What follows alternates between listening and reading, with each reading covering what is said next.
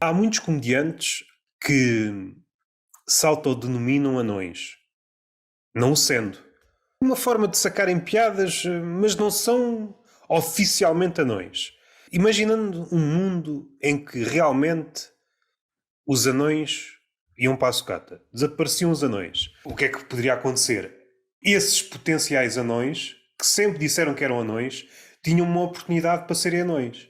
Dos comediantes que tu conheces, dos pseudo-anões, que é que podia ser promovido a anão? Ocorre-te assim algum comediante? Estamos a falar de comediantes em que eu já os ouvi dizer que são anões ou só comediantes que são muito baixinhos? Podes dizer uma coisa ou outra, escolhes, justifica. Eu vou justificar só por altura, porque eu acho que nunca já ouvi colegas a fazer textos sobre anões, mas nunca na primeira pessoa. Olha, o Bote seria um anão. O Bote é baixinho. Achas que está bem colocado para ser anão? Se os anões desaparecer o Bote. Assume o lugar?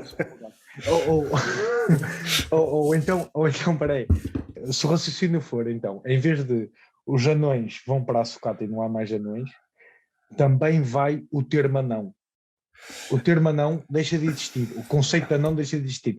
O que é que esses comediantes vão fazer com esse texto? Eu sou o Carlos Alberto e sou matrequilho. Desse prisma, perde a força. Se a graça existe é porque há uma comparação com alguém que é efetivamente pequeno.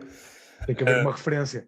Se bem que aquilo que nós sabemos é que a média das alturas está a subir.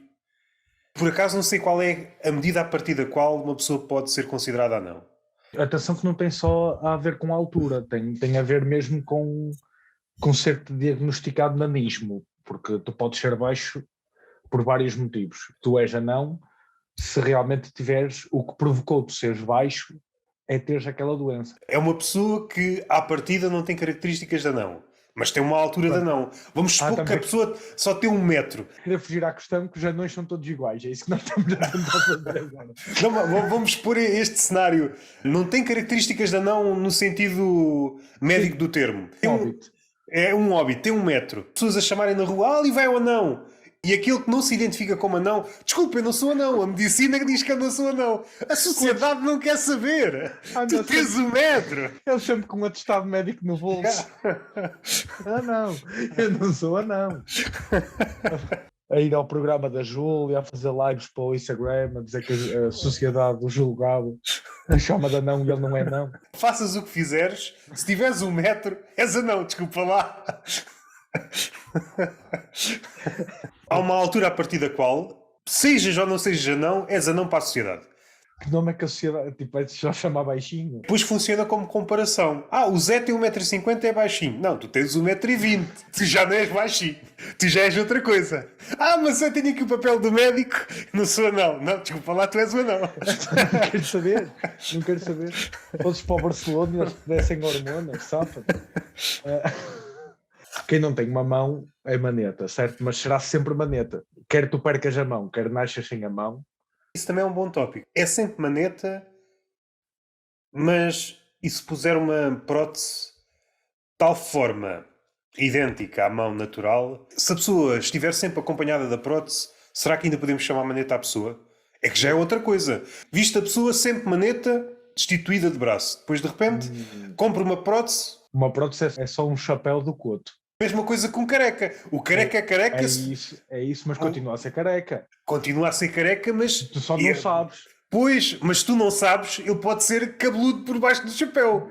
Exato, é o cabelo de Schrödinger. Muitos carecas estão a gastar fartura de dinheiro em implantes capilares. O que eles têm a fazer é não tirar o chapéu. Por nada. Não tirem o chapéu. Fica na dúvida. Sabe o que é que fica muito mais barato do que um implante capilar? É ser treinador do Passos de Ferreira, que é obrigatório a dar. Já viste o treinador sem o boné? Não sabes se ele é careca. Pois, às tantas é careca, ninguém sabe. Pronto, mas é essa a questão. No caso do maneta, ele não é maneta enquanto tu achas que ele tem uma mão. A partir do momento em que tu descobres que aquilo é uma prótese, ele passou a ser maneta. Por acaso não sei como é que estamos de próteses, mas uma prótese de tal forma semelhante a um braço natural... Para mim é justo ser 17. Minha questão é justo chamar maneta a alguém que gastou milhares e milhares de euros numa prótese realista? Uma coisa é aquelas próteses que parecem um pé de cabra. Só na mesma analogia, porque há muito pessoal que faz o implante capilar e depois rapa o cabelo. Imagina alguém gastar milhões de euros na prótese, mas não andar com a prótese. Yeah. Ou cortar a prótese, perder a prótese num acidente. Yeah. Isso dá aí um bom ângulo. Aquela lógica de velho, de compro uma coisa, mas não vou usar, se não estraga. Posso estragar. O senhor António, 60 anos, vou comprar uma prótese, mas deixa em casa, pode estragar. E está enrolada com um plástico à volta, que é... Tipo os comandos dos cafés. Está na garantia. Enquanto não tirar a película, está novo. Tendo em conta o tratamento que ele dava ao carro, a sorte do meu avô foi ele nunca ficar incapacitado da cinta para baixo, porque se o meu avô tivesse que usar a cadeira de rodas, ele só ia usá-la ao domingo. Tinha uma cadeira de rodas só para ir à missa. Se ia à missa, falava com Deus. Podia ser que houvesse um momento em que Deus toma lá o milagre. E depois às tantas era o teu avô resmungão. Foda-se, fui gastar dinheiro numa cadeira de rodas e agora não preciso dela. Se soubesse, tinha comprado uma cadeira de plástico. E alguém ficar chateado porque começou a andar. Ai pá, andei a gastar este dinheiro todo. Ai pá, assumindo, se me permites assumir agora ao lado de entrevistador, fiquei muito contente. Ontem até mandei mensagem ao bote quando vi o cartaz do bar onde vais agora fazer stand-up comedy. Como é que está essa sensação? Quantas vezes é que muitas vezes ao palco, não? Fui a alguns, mas a questão é que já não faço há muito tempo. Já se calhar quase 10 anos que não faço. Ou seja, para mim é uma nova estreia. Eu sei que dá uma memória, eu sei que algumas até fiz muito bem. Essa experiência já não existe. Já fui outro gajo. É escrever e tentar. Como não tenho assim muito tempo, não vou inventar muito. Tiveste que escrever agora para essa atuação? Ou apesar de já não atuar já há muito tempo, ias escrevendo stand-up? Tenho muita coisa escrita. Não estou aqui a fugir à pergunta, mas tenho pensado. Aquilo que eu costumava fazer era mais um registro one-liner. É pouco tempo. Ajusta-se. Podia fazer só one-liners. Se fosse mais tempo, pronto, era mais complicado até para decorar. Sim. 20 minutos de one-liners, é preciso... São muitas one-liners. Mesmo 10 minutos já é um bocadito. Eu já não escrevia stand-up há algum tempo também. Há um aninho que eu não escrevia praticamente nada novo. E agora, como tive algumas datas que repeti sítios e repeti público, e aproveitei, e amanhã até tenho também uma noite que é mais de testes, e deparei-me a fazer pela primeira vez uma coisa que foi escolher um tema e escrever stand-up sobre ele. Porque normalmente, ou o ângulo aparecia-me, ainda para mais eu faço muito storytelling do que me vai acontecendo, depois dou-lhe só aquelas camadas, dou-lhe muito o ângulo, e se tivesse acontecido antes assim, trabalho muito sobre isso. E trabalhar pela primeira vez não, eu quero fazer stand-up sobre isto. Foi fixe do desafio e quando finalmente consegui chegar a algum lado, essa sensação foi muito boa. Mas não sei, sinto muita dificuldade a trabalhar desta forma, principalmente para fechar o raciocínio, fechar o texto, porque no fundo eu fechava a história da maneira como a história fechou, podia-lhe dar outra roupagem ou dar-lhe um final alternativo. Não é? Tinhas um esqueleto. Isto é duro, admiro muito mais pessoal que trabalha sobre um tema aleatório. Eu tenho um podcast chamado Túnel de Vento, onde parte de improviso e muitas das coisas podia aproveitá-las. Eu recordo no outro dia, estava num centro comercial, olhei para uma mãe e uma filha, eram muito parecidas. A mãe era a versão mais velha da filha e eu a pensar, e se eu namorasse a filha e aterisse com a mãe? Isso é traição ou é uma viagem no tempo? Assim de cabeça, queria ir para aí 5 minutos só à volta daquilo. O registro que eu uso no Túnel de Vento é um registro que eu não sei se ainda consigo fazer em palco. É algo com demasiados à-partes. É de tal forma caudaloso, por exemplo, pode começar como à-parte, mas o à-parte vai crescendo que eu esqueço o resto. Torna-se demasiado grande. E eu não sei se consigo fazer isso ainda em palco. Corres quase o risco de acontecer o que nos aconteceu no início desta conversa. Quando dás por ela, estás já 40 minutos a falar de jogos. O registro é ligeiramente diferente, porque no palco, a não ser que enlouqueças, há sempre uma luz que, não te esqueças, de vez em quando, pelo menos faz rir as pessoas, não é? Sim, e à partida, se tudo correr bem, a não ser que perguntes, não vais ter ninguém do outro lado a dialogar contigo. Crowdwork, eu preciso dialogar um bocado, diz-me o teu nome. Para quê? Se eu daqui a 5 minutos já não me recordo. Qual é que é a tua relação com o crowdwork? Eu acho que dá para fazer coisas fixe. Eu acho que ainda não se fez nem 10% do potencial. Sobretudo para quem é host, dominar o crowdwork é uma forma da noite não ir mesmo para o fundo. E depois há aquelas noites em que tu podes vir com um texto muito bom, mas o público está-se a cagar, o público quer a interação. Certamente já tiveste em muitas noites assim, não sei o que, o casal, não sei o quê, o público está para aí, não vale a pena. Do ponto de vista, quando estás a testar texto, se tiveres essa mais-valia, consegues fazer esse ping-pong.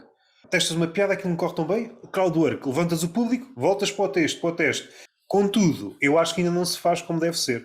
Para pegar numa coisa que eu disse, numa conversa que há de sair com o Eduardo Marques, eu acho que ainda não há nenhum comediante de stand-up brilhante em Portugal. Acho que ainda não há ninguém no nível brilhante.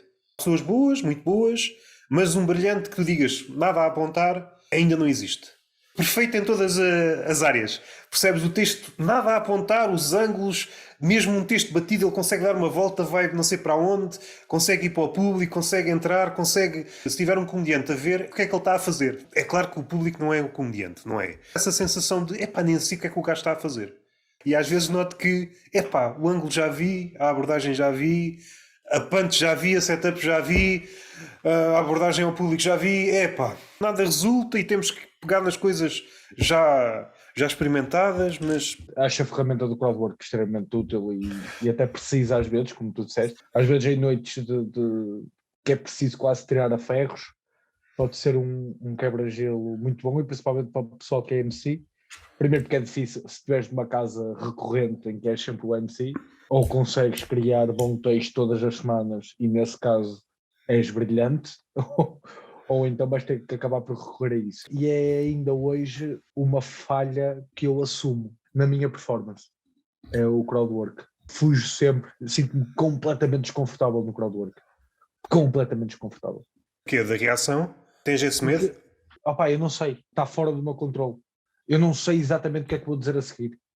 Não é o que eu costumo fazer em palco. Pois, Eu em palco sei o que é que vou dizer a seguir. bem medidas as distâncias daquele comediante que vai para palco com o texto ensaiado à vírgula e aquele que tem uma abordagem mais livre, com algo na cabeça. Todas as abordagens são válidas, mas depois cada uma destas tem vantagens em relação à outra. O problema de ir para palco criar texto, há aqui um problema também, às vezes, da preguiça. Se for feito pelo lado bom, perceba a liberdade, o tema pode crescer para sítios que não estavas à espera. Eu crio muito quase num híbrido das duas coisas. Eu tenho que ir no mínimo para o palco com um pontapé de saída e um fim para o texto. Em noites que isso me permite, em noites que sejam de teste, em noites que não tenho cachê a render, por uma questão de respeito à casa e ao público. Se for numa noite assumidamente de testes, sou capaz de levar um pontapé de saída, um ângulo e um fim. Tem que ter um fim para aquilo. Que depois, mais à frente, às vezes deixa de ser, passa a ser uma piada intermédia, porque entretanto apareceu um close mais fixe para o texto. Mas para eu me sentir à vontade para subir a palco com um beat, mesmo que esteja inacabado, para dizer às pessoas, tem que ter um pontapé de saída, mínimo um ângulo e um close para o texto. E depois este ângulo aqui, sim, muitas vezes cresce depois em palco, mesmo quando eu acho que até já estão aqui 7 minutos bons, e rodo, e as coisas vão aparecendo, e entretanto ele tem 10. Não consigo só ter um tema. Hoje vou falar de varizes. E é o que me sair. Opá, não consigo. Bom tema no sentido que não vi ninguém a falar sobre varizes. Olha, eu tenho uma. Se calhar agora neste meu novo desafio de escolher um tema e falar sobre ele. Mas atenção mesmo, agora o texto que eu vou testar amanhã, que é sobre a minha relação com o paranormal. Sou muito curioso e adoro as questões do paranormal e pesquiso para nada, atenção. Eu nunca tive sequer uma experiência, aquele mundo fascina-me. Perceba a tua cena. Há muito pessoal virgem que nunca teve uma experiência e que continua a pesquisar. Exatamente. Os vídeos de terror são o porno dos céticos. Os amantes de ficção científica, no fundo, o que eles mais querem, acho que aborto já a ideia. Não sei se eles querem aquilo que tu vês na ficção científica, seja em livro, seja em cinema, seja em série, tu estás distanciado. Vês aquilo à distância, não é? Aquilo é fixe à distância. Agora, se estivesses a viver aquilo, aliens, sei lá, a destruírem o planeta, ou a raptarem-te e a enfiarem coisas no rabo, isto se calhar continuava a atrair pessoas, não é? Continuava a atrair pessoas. Jogar Call of Duty é muito giro, mas não me mandem para a guerra. entro muito nessa dualidade. Opa, nunca tive uma experiência, mas mesmo quando amigos que dizem que tiveram no sentido de, opa, ficas sempre naquele, este gajo não tem motivo nenhum para me mentir. Porque é mesmo isso, é tipo, opa, este gajo não tem motivo nenhum para me mentir. Mas ao mesmo tempo é tipo, ei, opa, não consigo encaixar isso ao máximo. Vou divergir aqui um bocado. Diz. Deixa-me só terminar o raciocínio e depois até já podes explanar melhor. Porque, mesmo um caso concreto, um dos meus amigos, eu quando ganho às vezes algum à vontade com as pessoas, uma das perguntas que eu às vezes faço nada é tipo, olha, desculpa, eu tenho que fazer esta pergunta porque é algo que me intriga mesmo muito. Já tiveste uma experiência paranormal? Eu sei que é uma pergunta assim, às vezes meia estúpida, mas opa, eu adoro falar sobre essa merda. Mas dizes isso sóbrio ou já bêbado? Sóbrio, digo sóbrio. Aliás, okay. no meu... Ainda arrepia mais. Se fosse bêbado, uma pessoa compreende. E pergunto sempre à noite, sabes? Pergunto sempre à noite. No meu episódio no sofá com o NTS, eu faço-lhe essa pergunta também. Porque também já lhe tinha feito neste contexto. Um dos meus amigos, estávamos um dia a falar sobre isso, e ele falou também de uma questão que aconteceu em casa dele. Eu posso contar a história à vontade, já contei noutros sítios e foi sempre tranquilo. A mãe dele teve um infantário na parte de baixo da casa dele. Efetivamente morreu uma criança com o infantário em atividade, porque ela já tinha uma doença. E já há várias pessoas que nunca tiveram como cruzar informação umas com as outras, que viram numa parte específica da casa dele uma criança. E ele contou-me isto, deu-me aquele arrepio no cachaço, como é costume, mas tipo, ok, eu já passei lá bué de vezes e nunca vi nada. A mesma história de há bocado, que é tipo, este gajo não tem motivo nenhum para me estar a mentir, mas esta história não faz sentido. Mas o que é certo é que hoje, se eu passar naquele sítio, desvio o olhar. És tipo aquelas pessoas, és supersticioso? Não, mas vê lá, não passes por debaixo do escadote. Assim. Não sei, meu, é tipo, mas de repente, ok, eu não vi até aqui, mas eu sei lá. E então, tipo, até entro nessa cena do nunca tive uma experiência, queria ter só para, ok, afinal isto existe, mas ao mesmo tempo não quero, porque não quero que isso exista, mas no fundo eu só queria ter para realmente tirar a dúvida de, não, afinal há qualquer coisa. E então entro muito, depois claro que há como em tudo, depois é... Mas por esta altura, está a pensar na questão do infantário e ter morrido lá uma criança. Por esta altura, nós estamos em cima de restos de crianças. Por esta altura já morreram crianças em todo o lado. Sim, dá. Fazendo fé que existem fantasmas ou coisas do género, o mundo está assombrado. Porque estamos a pisar a sítio onde já morreram pessoas. Esse raciocínio é muito bom. Está tudo assombrado. Sítios, se calhar, és assombrado por um Neandertal e ele também está na boa a fazer fogo do outro lado e nem sequer te chateia. Acreditando na história da Bíblia, o Adão e Eva, pronto, aí não havia, supondo que não há nada para trás, não podia haver fantasmas, mas a partir do momento que morreu o primeiro homem, foi o primeiro fantasma. Adão é o primeiro homem e o primeiro fantasma. Não sei se foi o primeiro a morrer, por acaso. Viveu, segundo a Bíblia, pai, uns 900 anos, uma cena assim. Pois, e ele ainda pôs um filho a matar o outro. Yeah. Tu que és crente, achas que Deus / Jesus alguma vez riu? Achas que Deus tem sentido de humor? Eu acho que sim. Eu acho que Jesus tinha sentido de humor. Aquelas histórias dos milagres, de água em vinho e não sei o quê. Aquilo não era só Jesus, que até tinha jeito com as mãozinhas para fazer truques. E disse, espera aí que eu vou já espetar aqui esta aos meus amigos. Que eles veem já como eu os engano. Nós não nos podemos esquecer é que aquilo que nós conhecemos, não quero dar uma aula de catequese a ninguém, aquilo que nós conhecemos da vida e do que foi a história de Jesus foi aquilo que nos deixou escrito, não por ele, mas por pessoas. Por pessoas, pelos apóstolos dele, por humanos. E claro que aquilo foi escrito de maneira a passar a imagem que essas pessoas queriam que fosse passada. E se eu escrever agora uma biografia tua e quiser-te passar como um gajo extremamente sério e sisudo e que só quer mesmo passar a mensagem dele, eu consigo fazer isso. E basta que na história nunca te ponha a rir e a partir desse momento tu nunca riste na tua vida. Por isso, é impossível. Tu não consegues fazer uma ceia com 12 gajos, com vinho e com pão e que não acabes a noite a rir-te. É impossível. E Deus? No Antigo Testamento. Acreditando que Jesus é a encarnação de Deus em homem, a personalidade, entre muitas aspas, acaba por ser a mesma. Por isso, sim, Deus também riu. Lá está, eu não vou para uma reunião de trabalho na mesma postura com que vou para uma noite de stand-up. Deus, quando tinha que falar com as pessoas aqui na Terra, vinha em reunião de trabalho. E então não dava para fazer piadinhas de quebra-gelo com ninguém. Isso passou muito. Primeiro, no Antigo Testamento, a imagem que é passada a Deus é uma imagem de temor. Havia temor a Deus. As pessoas não respeitavam Deus, tinham medo de Deus. Tinham a mesma relação com Deus que o meu avô tinha com o meu bisavô, que era medo. Hoje em dia eu tenho uma relação de respeito com os meus pais. E foi isso que mudou a imagem de Jesus para as pessoas. Foi ter respeito por ele. Depois cometeu-se muitos erros a nível... A fé é uma coisa, a religião é outra, e a religião vai ter sempre os problemas mundanos e situações de poder. A igreja não é diferente das outras instituições e poder acaba sempre por corromper.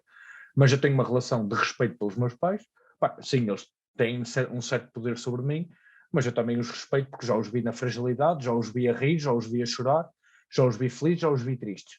E as pessoas, certamente, para respeitarem Jesus como respeitavam, tiveram que o ver a rir, a chorar, triste e feliz. Por isso, sim, eu acredito que Jesus já riu. Só não foi interessante escrever sobre isso. Fizeste-me pensar isto pela primeira vez. Isto foi um raciocínio em palco. Escrevi em palco. Esta pergunta tem várias respostas dependendo da época e dependendo do estatuto do riso. Quando o riso tem um estatuto demoníaco, não, Deus não riu. Quando tem um estatuto salvífico, ok, Deus já pode rir à vontade. Fora isso, 3 exemplos, se não riu, são engraçados, pelo menos à nossa luz. Quando Deus diz que a Sara, a mulher de Noé, vai ser mãe aos 90 e tal anos, ou 89, se a memória não me falha, esse momento é engraçado porque ela ri-se e Deus pergunta porquê é que te ris. É que te rires. Do ponto de vista humorístico, dá para desconstruir isto de várias maneiras. Obviamente, depois há uma parte, acho que é no... Mas há uma parte em que Deus diz que o hipopótamo é a obra-prima da criação. Eu reli isso há pouco tempo, um filósofo a debater-se com essa questão e ele... A frase é engraçada. Olhares para todos os animais, a obra-prima da criação é o hipopótamo. O hipopótamo está quase acima de Deus. Nós também somos criação. E se nós somos feitos à imagem e semelhança dele, e o hipopótamo é que é perfeita, o hipopótamo, nós devíamos de adorar o hipopótamo. Se calhar hoje em dia as religiões funcionam todas mal, se calhar Jesus foi um hipopótamo. Se calhar Jesus foi um hipopótamo. A melhor coisa que ele fez, Deus, foi o hipopótamo. Depois a partir daí foi sempre piorando. A definição de beleza para Deus é o hipopótamo. Não há melhor que aquilo. Se Deus é Deus e está sempre certo, temos que olhar para o hipopótamo com outros olhos. Se aquilo é beleza, o ser humano não pode ser belo. Temos que concordar mais com o Antigo Testamento.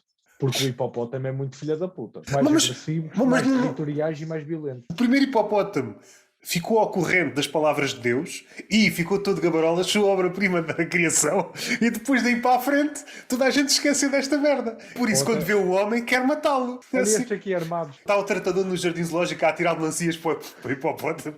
Que tira lá as melancias daqui, pá, é sua obra-prima da criação. Para já é desconcertante. Põe em causa o nosso ideal de beleza. Se nós formos ver o ideal de beleza de há uns séculos atrás, nós também ficámos a ponderar um bocado. Eu já vi homens e mulheres considerados bonitos no século XV que eram só um hipopótamo com coroa. Pegando nas palavras de Deus, a pessoa mais bonita atualmente é a Popota. Exatamente. Aí, pá, sim.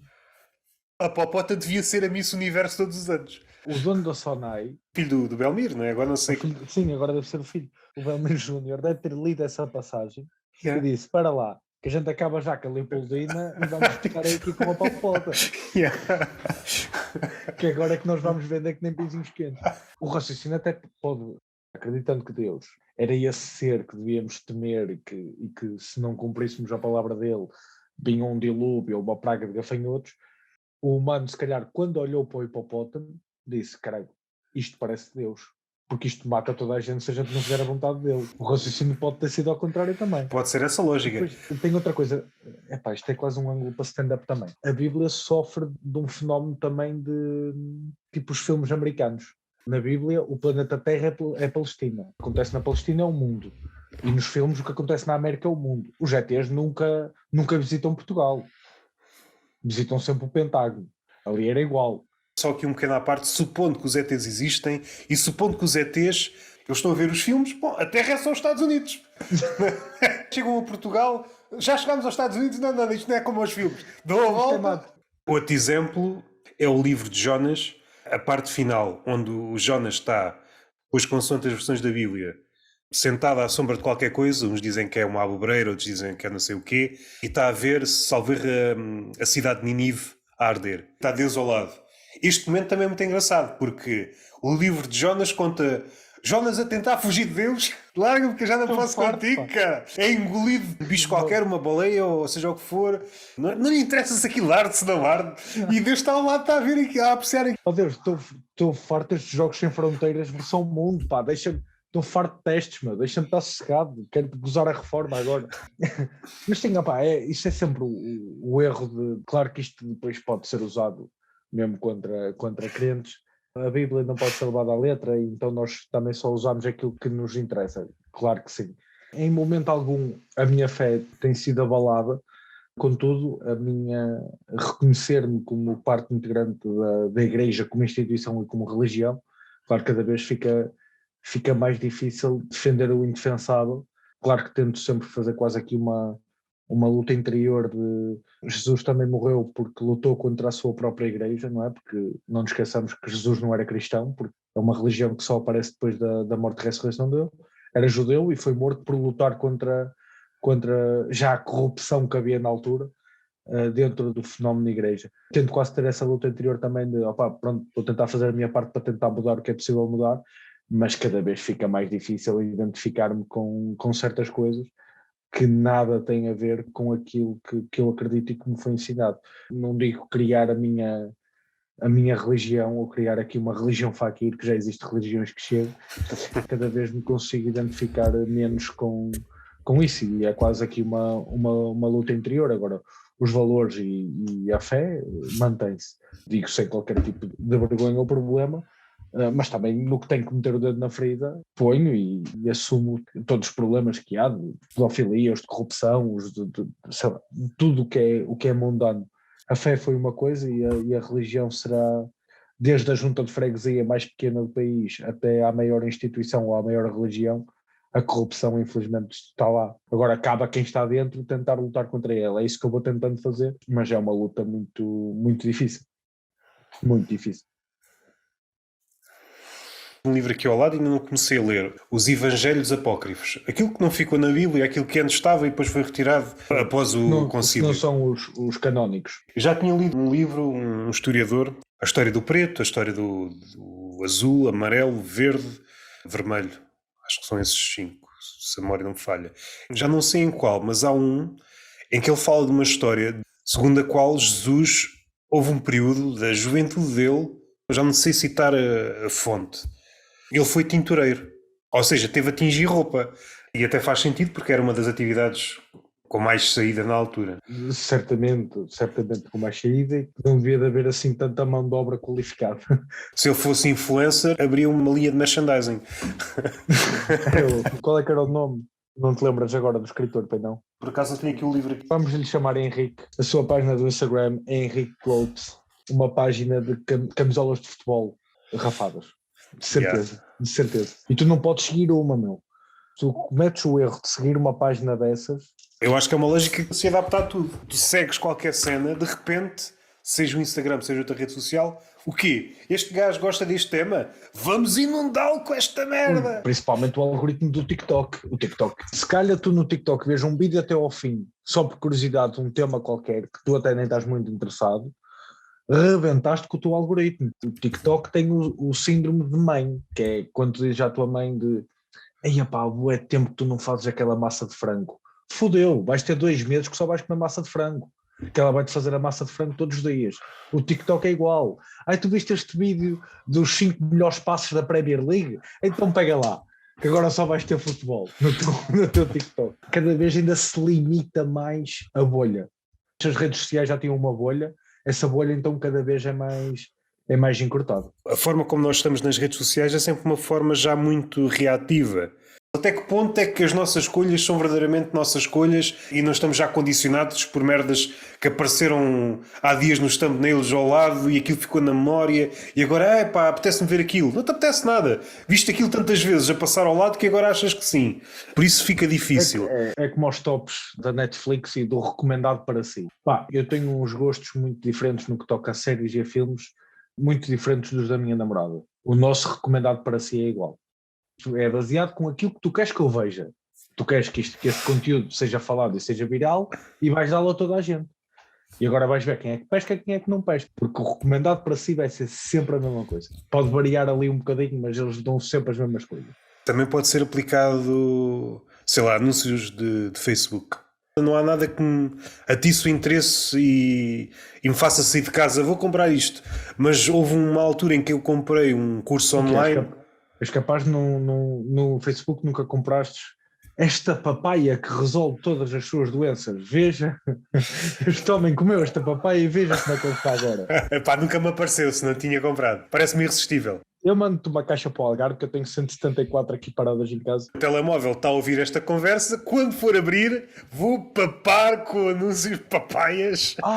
Olha, na sexta-feira eu fui atuar a Vila Pouca da Guiar com os caríssimos José Pedro Rodrigues e Jorge Gonçalves. E eu levei o carro e nós íamos jantar num sítio antes de ir para o bar em Vila Pouca da Guiar. Um complexo, era um bar que ficava dentro de um complexo desportivo. Um restaurantezinho que ficava dentro de um complexo desportivo. Eu apanhei o Zé e o Jorge em casa do Zé, entramos no carro, eu liguei o GPS, isto no Porto, escrevi complexo e a primeira sugestão foi o complexo de Vila Pouca da Guiar, em que ainda não tínhamos falado sobre ir jantar ao complexo de Vila Pouca da Guiar.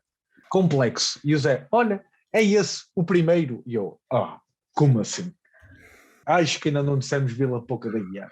Pá, e à partida, se estás no Porto, era a segunda vez que eu ia a Vila Pouca da Guiar, complexo, o algoritmo não ia assim, não, este gajo quer ir ao complexo de Vila Pouca da Guiar. São assustadores. Meio assustadores. Eras de Vila Pouca da Guiar e era para o Porto. Fazia sentido, não é? Era necessidade mais perto. Sim. Ok, agora o contrário. Quando é assim uma coisa muito específica, e às vezes é uma coisa tão específica que uma das primeiras vezes estás a falar sobre aquilo, de repente abres o telemóvel ou o computador e aparece-te uma merda que tem que ver com aquilo. E foda-se, o que é que aconteceu aqui? No dia em que eu me inscrevi no ginásio, o meu TikTok andou meio marado durante uma semana. Porque o meu algoritmo durante muito tempo era os reels, os vídeos de comédia, carne, outras receitas, carne e futebol. Se esta lógica for verdadeira, diz e depois já continuo. Inscrevo-me no ginásio e no próprio dia em que me inscrevi, possivelmente na conversa ao balcão ou a localização, sabe que eu passei muito tempo dentro de um edifício que é um ginásio, o que seja. Sei que no meu TikTok de repente começou a desaparecer gradualmente os TikToks de receitas e de carne e começou a aparecer de pessoal a malhar nos ginásios e dicas de exercícios. É isto que eu sei sobre o meu algoritmo. Pensei em duas coisas. Uma vou dizer e passamos logo para a próxima, que é perigosa porque é futebol. O que é que terá acontecido aos sportinguistas? Eu sou sportinguista, mas há pouco estavas a falar de uma distância em relação à instituição igreja. Uma distância em relação à instituição Sporting e tudo que o futebol comporta. Já vejo a bola ao longe, já não sei se é uma caganita de mosca na televisão, se é uma bola. O que é que aconteceu no dia em que o Sporting ganhou o último campeonato? É porque não há registros.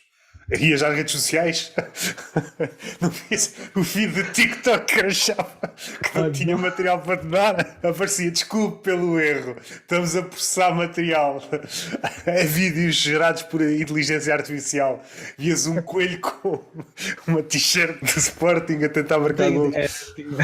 Pegarem coisas que já existiam é impossível. Para cruzar dois temas, vamos supor que uma pessoa está a falar, como há pouco estávamos a falar de experiências paranormais ou de extraterrestres. Entra no TikTok e começa a ver bué de merdas de aliens. Então, mas o que é isto? Aí já começa na dúvida. Se há assuntos estranhos, como este que estamos a falar, da tua viagem ou do Sporting, mas na questão do paranormal, eu acho que atinge outro patamar. Vamos fazer Vamos fazer. TikTok. Vamos dizer aqui as palavras-chave. O que é que podemos dizer de palavras-chave? Alien, fantasmas... Exorcismo, o exorcista, padre, água benta, jogo do copo, jogo do copo, Ouija, Teresa Guilherme. Estou a brincar. Isto é uma frase bem antiga. Não consegues ver a tela. Não consigo ver. Confias em mim. Confio. Não. Okay. Prancos no shopping. Está tudo normal, salvo seja. Não surtiu efeito. A questão é se o algoritmo já está tão evoluído que já está à espera. Estamos na tanga. Porque ele continua a ouvir. Sabes, estamos a entrar num loop de teoria da conspiração muito marado. Quando não estiveres à espera, cascata de cenas paranormais, ainda te assusta mais. Não, agora vou experimentar no Reels. Agora ias para o Reels, vídeos importados do TikTok de paranormal e assim, foda-se.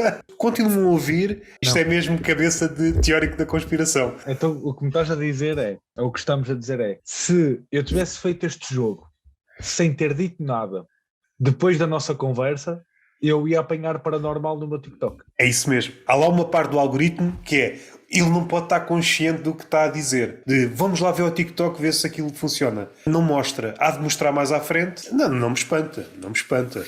Se isso funcionou até ao nível, por exemplo, das eleições, acho que foi no Facebook, conseguirem puxar votos para um lado e para o outro, na questão do Trump, condicionados de uma forma ou de outra. A pergunta é até que ponto? Eu acho Até que ponto? Sim.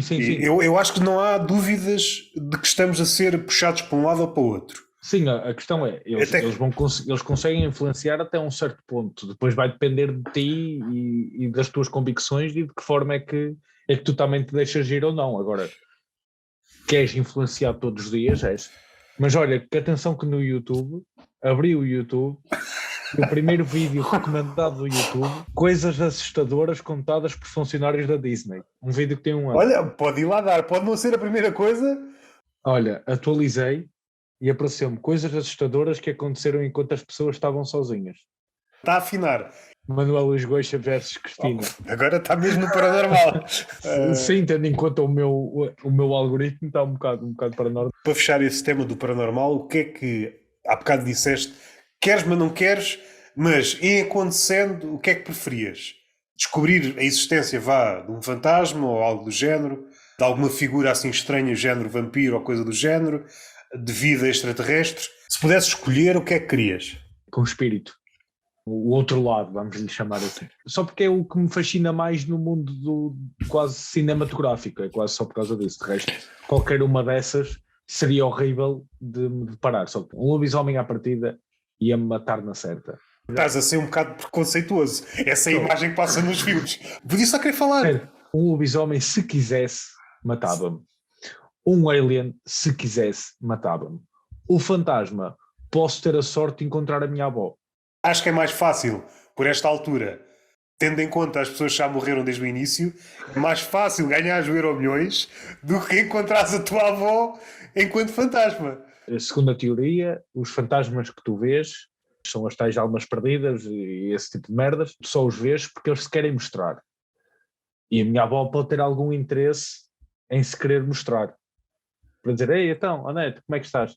Agora, acho que uma outra pessoa que morreu há 500 anos e nem sequer sabe quem é que eu sou, eu não sei quem é que ela é, não sei. Quer dizer... De repente aparecia, sei lá, um Camões. Oh, Sr. Luís. Oh, Sr. Luís.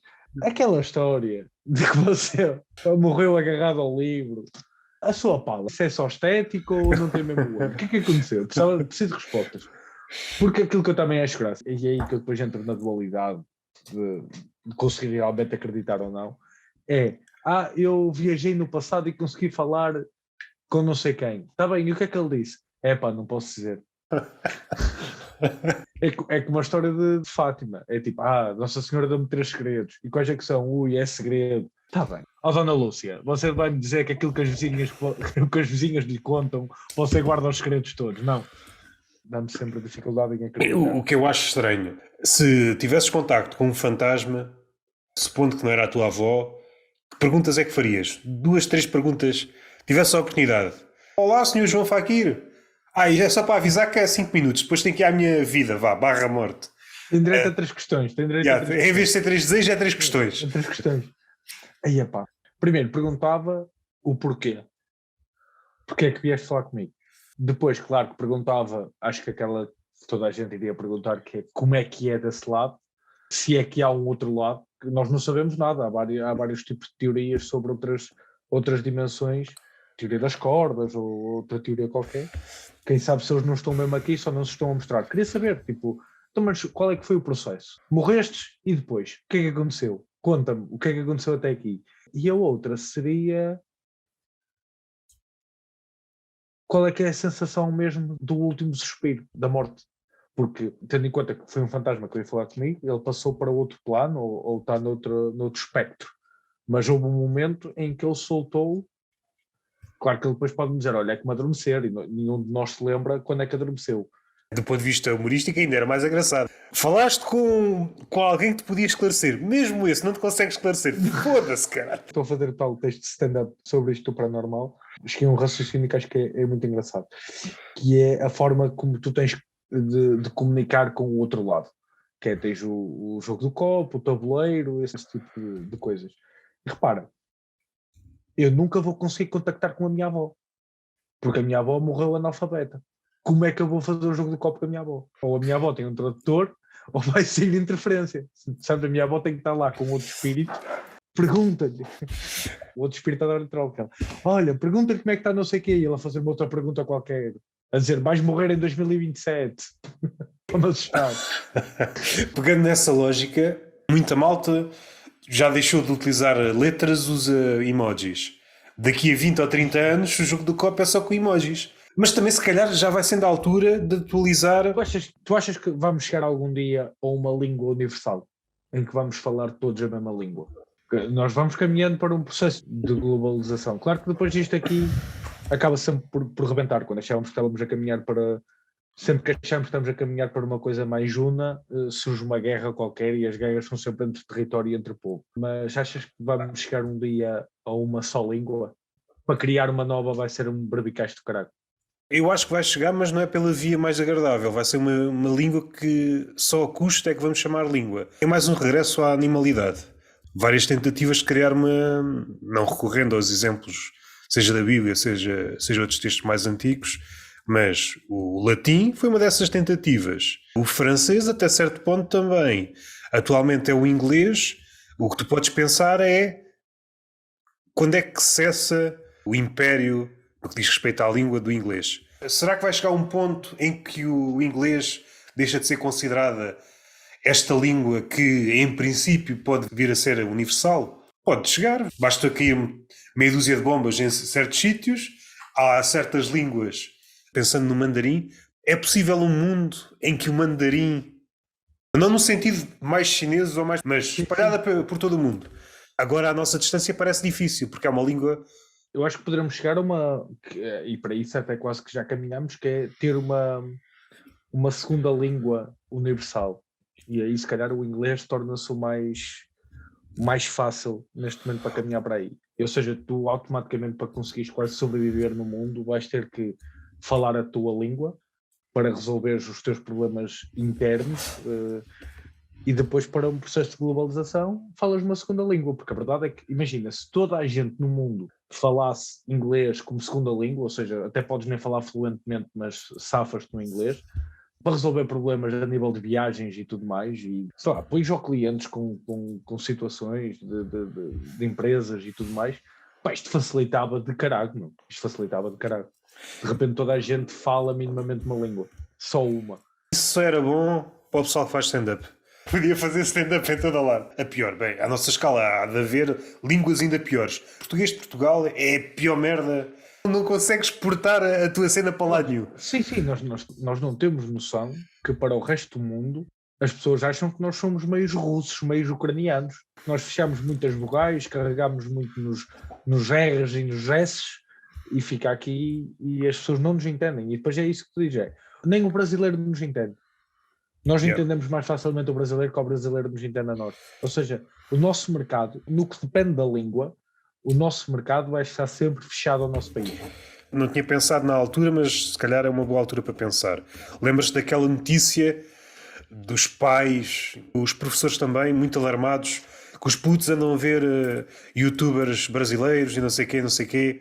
Até é bom. Vamos criar uma geração em que os falam em Portugal português do Brasil e mais para a frente, se quiserem fazer stand-up, já conseguem exportar para o Brasil. Porque os pais não conseguem perceber que o mercado está no YouTube e nas redes sociais. Claro! Imagina, para nós agora é muito estranho quando tu vês aqueles criadores de conteúdo que falam um português, mas a conjugar verbos em português. Para as gerações seguintes isso vai ser a forma normal de falar. O boé já está no dicionário da língua portuguesa e o boé não existia. Se calhar daqui a uns anos uma madeira em vez de biberão vai ser normal. Porque a minha afilhada ainda, o fim de semana passado, estava a dizer a mamadeira, porque viu um vídeo qualquer no YouTube da Maria Clara, automaticamente eu também, os meus pais, a minha irmã, corrigimos, mas é tipo, a palavra existe, percebes? A palavra existe, é em português, ela sabe o que é que estava a dizer, nós todos percebemos o que ela disse, ao certo porque é que a corrigimos? Foi quase só por um bairrismo e um nacionalismo. Ou seja, daqui a 20 anos, um desses putos fará stand-up e será um bom comediante, e nessa altura vai chegar ao Brasil e pode dar-se o caso do melhor stand-up comedian brasileiro chamar-se João Maria. O João Maria... Vais acabar por ter o melhor stand-up comedian da língua portuguesa. Já nem vais ter Portugal ou Brasil. De forma engraçada e de forma séria. Estamos em desvantagem em relação ao Brasil. O Brasil, o comediante brasileiro pode fazer no Brasil, pode fazer em Portugal e até dá-me a ideia que são também mais compreendidos, por exemplo, nos PALOP, em Angola, Moçambique. Eu acho que há uma ligação mais próxima entre o brasileiro. Seria expectável que, por exemplo, os angolanos ou os moçambicanos tivessem uma ligação mais próxima com Portugal. Mas parece-me que não. Parece que o Brasil, eles veem mais coisas do Brasil do que nossas, parece-me. Pelo menos no que diz respeito à comédia. O resto não... Mas do ponto de vista dos números... A comédia brasileira também atingiu quase uma proporção global e acaba por ser normal, de fenómenos grandes como se tornam os brasileiros, e vemos o resto dos PALOP vai querer ver aquilo que é grande e apesar de tudo consegue entender e então mais facilmente... Se tivesse nascido em Espanha, tinhas o mercado do caraças. Conseguias fazer quase para todo o lado. E a língua espanhola é uma das línguas mais faladas, se não for mesmo... Eu acho que é a segunda, se a memória não falha, mas ok. Aliás, se dominares o espanhol, claro que depois já há aquelas pequenas variantes que matam o português de Portugal para o português do Brasil, mas retirando o Brasil, a América do Sul é tua. Seja a França, seja a Alemanha, a Inglaterra então é o melhor caso. Eu acho que Portugal, se pensares... não consegues exportar para lado nenhum. Não consegues ser um fenómeno global porque o stand-up não funciona com legendas sem ser no TikTok. Por acaso gostava de ver um especial mesmo muito bom, mesmo à prova de bala, que é isso, na Netflix, português, claro, concordo em parte, mas depois às vezes as legendas também não ajudam. São uma merda, não é? Tinha que haver ali um cuidado de ourives nas legendas. E aí é que a gente podia ver, bom, será que isto se aguenta, será que não se aguenta? Não é só falar a língua, o que nos vai safando também muitas vezes a ver comédia estrangeira, e vemos principalmente inglesa e americana, porquê? Porque também conhecemos as referências do país, porque a comédia também vive de referências, e conseguimos apanhar as coisas, porque mesmo que até percebas português, mas nós fazemos, sei lá, uma piada sobre a sopa da pedra, e a pessoa, neste caso, do outro lado do mundo, que fala português, mas não sabe o que é a sopa da pedra, não lhe adianta de nada falar português porque não vai entender a piada, porque não vai ter a referência. Ou usar expressões. Um bom tradutor não traduz uma expressão à letra, procura no país para que está a traduzir a expressão que faça mais. Por isso acabo piadas do Family Guy e dos Simpsons e de American Dad que na tradução se perdem por completo. É claro que há umas muito específicas que tu não entendes, mas como tu és bombardeado com a cultura dos Estados Unidos... É isso. Depois com Portugal sofremos com isso, que é para o país que manda culturalmente no mundo no que toca ao stand-up, que é a América, nós somos uma província de Espanha. Ou seja, nunca na vida tu vais exportar. E depois, eu acho que aquilo que estávamos a falar também há bocado de querer pôr essa questão e depois passou. No resto dos PALOP, se calhar, consomem mais brasileiro do que português e mesmo os brasileiros não consomem portugueses. Tu achas que isso não se vai agravando e não se vai agravar cada vez mais com isto do mundo dos ativistas do Twitter que cada vez olham mais para o português como o coloniador mau? Começou com a brincadeira de que roubamos o ouro e hoje em dia, tipo, os brasileiros querem abolir a palavra descobrimentos das aulas de história porque eles já lá estavam e nós não descobrimos nada. Inconscientemente não se cria esses anticorpos. É muito difícil pensar, porque as coisas estão a mudar tão rápido, não sabemos qual é a influência de pequenas merdinhas como essas num futuro próximo. Mas em princípio, do ponto de vista do comediante, o comediante, é claro que há exceções, mas o comediante típico brasileiro não é alguém para quem isso seja um problema. Até pode brincar, não é um ativista nessa acessão. Pelo menos eu não me recordo de nenhum, deve haver, claramente. Não é alguém que defenda isso, às vezes a brincar, ok, diz, mas Não te sei dizer. O intercâmbio é sempre desvantajoso para Portugal. Nós estamos do lado errado da história. Do lado errado da história, para essa narrativa. Encaixa-nos perfeitamente aquela carapuça do morre enquanto és herói ou vive o tempo suficiente para virares vilão. E foi isso que aconteceu à história de Portugal. Foi nesse tempo que nós éramos os heróis do mundo e agora somos os vilões do mundo. Tão errado quando se... Claro que também é errado aquele beat do Jorge Gonçalves sobre como se conta a história de formas diferentes em diferentes países. É incrível, aquele ângulo está incrível, mas a verdade é essa. Nós contamos a história como nos convém e o resto do mundo conta a história como lhe convém. Outro patamar é que cada país vai tendo novas versões para a mesma história. Dependendo do tempo, nunca nada está fechado e serve sempre a algum propósito. Cada país quer servir a sua narrativa e vai moldando a história à medida dos seus interesses. Claro que eu não acho que se deva de branquear aquilo que de mal foi feito. Claro que até porque deve-se aprender, a história serve também para isso, de aprender com o que foi feito de mal para trás para não se repetir e fazer diferente. Mas não se pode julgar aquilo, isso é que me chateia, é quando se julga o que foi feito há 1000 anos atrás com o juízo de valor dos dias de hoje. O valor da vida era diferente, os valores da amizade, era tudo demasiado diferente. Não podes fazer isso. Não podes fazer isso. Estás a entrar num loop muito esquisito. E corres o risco de esqueceres os problemas do teu tempo. Sim, depois também corres esse risco, não é? Parece que é mais fácil focar-se naquilo que aconteceu, que nem sabes bem como aconteceu. Tens algumas referências, mas depois a nível de detalhes não sabes bem. Porque, como tu disseste, cada país tem uma referência, até dentro do país há várias versões. No futuro, para avaliar a história dos dias de hoje, vai ser muito mais fácil do que nós para estudar o que aconteceu nos descobrimentos. Imagina que Fernando Pessoa tinha um podcast e que nós podíamos ouvir agora o podcast de Fernando Pessoa. Vai ser incrível, Sim, vai-se andar a analisar o podcast de uma personagem, de uma pessoa. Clichês, tudo tem coisas boas e coisas más, mas também é algo muito negativo da nossa forma de estar. Deste um exemplo, um artista digno desse nome como Fernando Pessoa precisa também de se afastar destas coisas das redes sociais, contamina muito o pensamento. Yeah. Se o Fernando Pessoa tivesse um podcast, hoje em dia a obra dele estava toda cancelada porque ele ia dizer uma merda qualquer que era passível de cancelar. Por acaso nem estava a pensar nesse caso, eu estava mais a pensar numa cena que os humoristas... Sim, também os humoristas por vezes não veem o lado venenoso disto. Quando há um contacto muito próximo entre ti e o público, as coisas não chegam a amadurecer.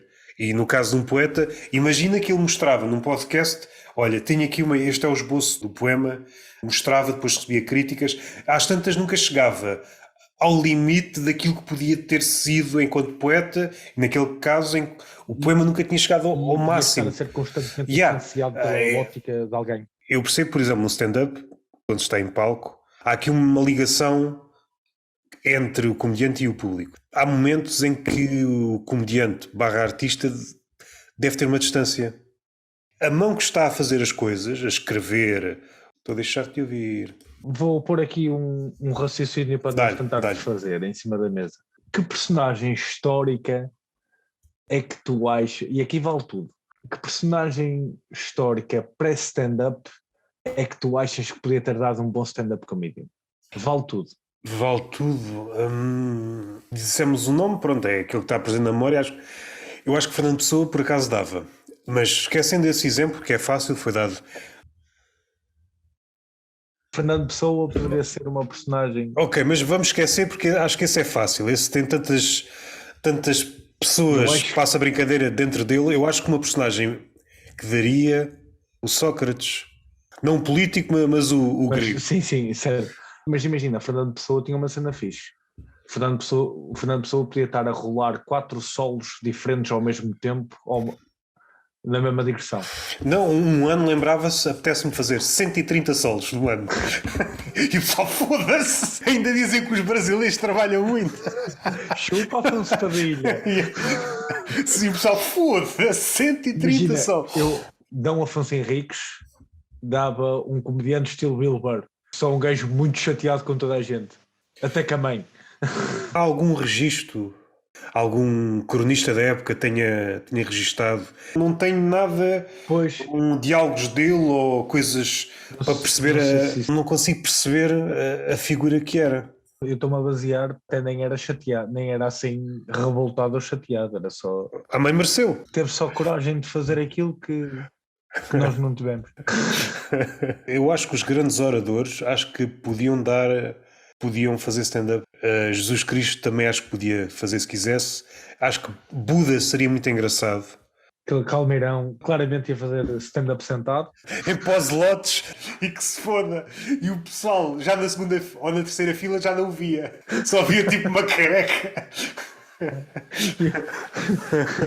Aí, pá, Joana d'Arc podia dar assim mesmo uma comediante mesmo ácida. Isto pode ser. Depois podia não ter sentido humor nenhum. Para nos ajudar, vamos pensar num open mic. Vamos todos para o open mic e depois logo se vê. Fazíamos uma noite no Ferro especial figuras históricas. Aí, pá, isto dava uma boa noite de stand-up. Isso era possível fazer. Tu escolheres uma personagem histórica e a fazer stand-up como se fosse essa personagem histórica. Era trabalhoso, mas era muito engraçado. Sim. Se é que faz sentido, só estou a pensar isto assim por alto. Um stand-up mais ligado à vida pessoal e cada personagem falar o ponto de vista pessoal. A minha vida enquanto Fernando Pessoa, a minha vida enquanto Sócrates, a minha vida enquanto Afonso Henriques. Mas daria muito trabalho, sim. Depois entramos naquele registro. Vamos supor personagens quase literários. Por exemplo, Adão. Adão também seria um belo... Tinha bons ângulos para pôr em cima da mesa. O Adão tinha quase todos os ângulos. Ele foi o primeiro a ter os ângulos todos, sobretudo, daquilo que havia na altura, sei lá, maçãs. Ele tinha todos os ângulos de maçãs. Tudo o que estava para a frente era plágio. Explorei a maçã. Não podes usar a palavra maçã. Maçãs, cobras e costelas. É dele. Olha, saindo de pessoas que existem, e falámos disso há bocado, o Jet dava grande stand-up comedian. O eterno segundo, não é? Faça o que fizer, está sempre em segundo lugar. Está quase Goku, que não treina, que não faz nada. A gaja mais rica do mundo construiu uma merda para treinar e o gajo vai-me treinar no meio do mato e ultrapassa. Por outro lado, acho que também tinha muita graça. Isto nós estamos a partir do pressuposto que ia correr bem, mas imagina no caso de fazer bombing, no caso do Vegeta ser um comediante, daqueles comediantes que não sabem ajustar as referências e chegavam ao palco e era... Pá, vocês já repararam quando estão-se a transformar em super guerreiro? Não, Vegeta, não reparamos. Não reparámos que, supondo que o Vegeta é um Vegeta pleno, não é um bom personagem para haver Eclairs. Ele só punha os dois dedos e ia-lhe para a bola, o Eckler, só se o Eckler disparado. Olha, pelo menos se calhar havia respeito. Um gajo que se tinha levantado segundos antes para dar uma chapada no Vegeta, oi, sentaram-me aqui outra vez. Acabavam-se as chapadas aos humoristas. Acabavam-se logo. Ai, de certeza. Então se qualquer pessoa levava no focinho, uma pessoa normal, ia levar no focinho do Yamcha, quanto mais do Vegeta. Pokémon já fazer stand-up ia ser estranho porque eles só dizem o nome deles. Parecem uma música brasileira atual. Dizem sempre a mesma coisa. Pikachu também mandou o rabo. É igualzinho a uma música brasileira. Sim, aquilo às vezes até a música parece meio som estático, por isso também mete eletricidade no meio.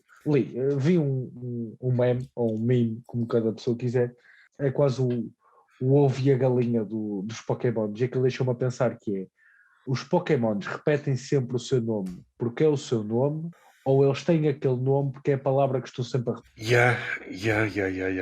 É difícil descalçar essa bota. A culpa é de quem presumiu. Só o professor O que é que nos pode dizer? Se bem que os Pokémons podem aprender tudo e mais alguma coisa, e também não são capazes... Perguntavas ao Meowth, não é? O Meowth do Team Rocket, saber-te ia dizer. Sim, é também um Pokémon, sim, mas não sei se há mais algum que fale como ele. Aqueles lendários e os míticos, mas é por telepatia que eles falam. Por isso. O Meowth não sabia falar e foi aprendendo, não é? Sim, no fundo os outros são só preguiçosos. É como muitos comediantes que desenvolvem o sentido do humor porque são feios e então ser engraçado é a maneira que têm de conseguir falar com as pessoas. Já é esse verdadeiro mito quase que os humoristas foram perpetuando. Desenvolver a fala porque não se conseguia safar de outra forma. Por outro lado, ele é o único Meowth que fala. Não indo outra vez para anime, como há pouco que nós falámos durante 40 minutos. Se a memória não me falha, eu acho que os outros que não falam conseguem entendê-lo. Sim, eles conseguem entendê-lo. Ele quando fala como uma pessoa normal, eles entendem-no. Sim. Ele fala para os Pokémons como Ou seja, os Pokémons entendem a linguagem humana. Só não que depois não. conseguem verbalizar. Então, se o Ash ou o treinador de Pokémons fizer a pergunta que tu estás a perguntar, tu chamas de Pikachu, sim, abana a cabeça. Ele saber-te Pois, a dizer, exato. resolvemos o caso. Exato, qualquer Pokémon consegue responder. Yeah. Esta conversa hoje está o caos. Normalmente o pessoal vem para aqui fazer dissertações sobre stand-up. E nós aqui a falar. Assim, rapidamente, se é que te recordas. É aquelas perguntas que podem ser fáceis de responder, mas se não vier à memória, recordas da melhor crítica que te fizeram ao saíste de palco e a pior crítica que te fizeram? Não precisas dizer nomes, mas se recorda. Sair de palco ou... Sim, no fim da noite. Eu estou a pensar entre comediantes, sobretudo. A melhor crítica, melhor dizendo, e a pior crítica que já te fizeram. Recordas-te? Uma das melhores críticas que já me fizeram, e eu até guardei o termo quase para mim, que foi de dizerem que eu sou um comediante todo terreno. Já me viram em vários sítios e funciona. Nenhum comediante, e se eu partisse sempre em qualquer lado que fosse, não estaria aqui, não é? Não tinha ido para a fábrica hoje, como é lógico, não corre sempre bem, nem parto sempre. Se bem que hoje às vezes a prestação em palco vai contando para tu trabalhares, mas conta pouco para te estabeleceres. Estabeleces-te entre humoristas, mas para o público isso não é... Pano para mangas. Exatamente. Funcionar sempre em qualquer lado. Das piores críticas, não é pior, acabou por ser a melhor. Lá está, e depois nós somos todos também meios sonsos, e quando é para falar bem e dar a pancada nas costas damos sempre, mas normalmente para criticar uma prestação em palco, ou é muito teu amigo, ou então... Na má crítica estava mais a pensar no sentido desajustada. Mas também podes ir por aí. Porque houve uma que, claro, o Joquinha disse-me isso porque se preocupa bué e gosta muito de mim e eu gosto muito dele, porque o Joca uma vez disse-me que eu estava a ficar preguiçoso. Estava a fazer a coisa muito igual, que já nem lia ao público, estava só a entregar por entregar, e aquilo abriu uma pestana. E até foi num espetáculo que não me correu mal. O Joca também tem uma capacidade de análise crítica acima da média. E quando está a ver colegas, ele está mesmo a ver no espírito crítico, e por isso eu gosto muito de conversar com o Joca depois das atuações. E ele alertou-me para isso, que eu estava a ficar preguiçoso. Isso despertou-me, foi uma crítica importante.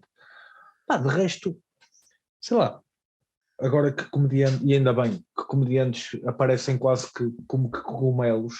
Claro, cada um entende como quiser e cada um diz o que quiser. Tu fizeste 2 open mics, não faz de ti comediante. Atenção.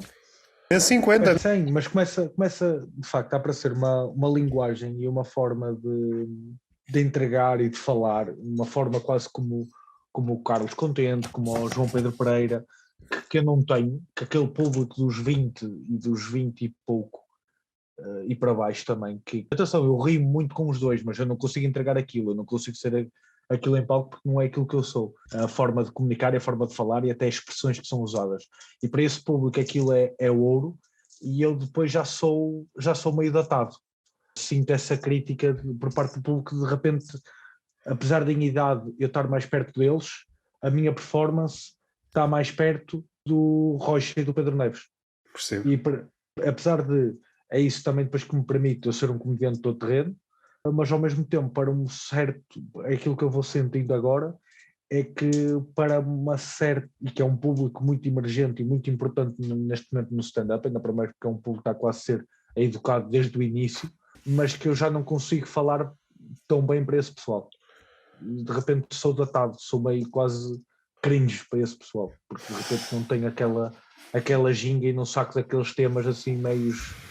Não sei, tenho-me debatido muito com isso agora, e até uma coisa que estive a falar e a desabafar com o Joel há pouco tempo, que é tipo, de repente estou meio deslocado, não. Aquilo é o que bate, e apesar de tudo aquele público é extremamente importante por causa de, primeiro é público já bem educado, é público que está habituado a ir a espetáculos e a devolver amor nas redes, é o público que se preocupa em te seguir, em te pôr o like, em te fazer crescer nas redes quando gosta realmente de ti, e se calhar aquele público para quem nós falamos, dos 30 e daí para cima, que pronto, viu, está fixe, está ok, quando fores atuar outra vez que lhe vou ver, mas não tem essa consciência da importância que tem o outro lado fora palco, que é aquilo que estávamos a falar há bocado, que se calhar a performance em palco, se calhar basta de ser competente desde que consigas ter o resto dos alicerces.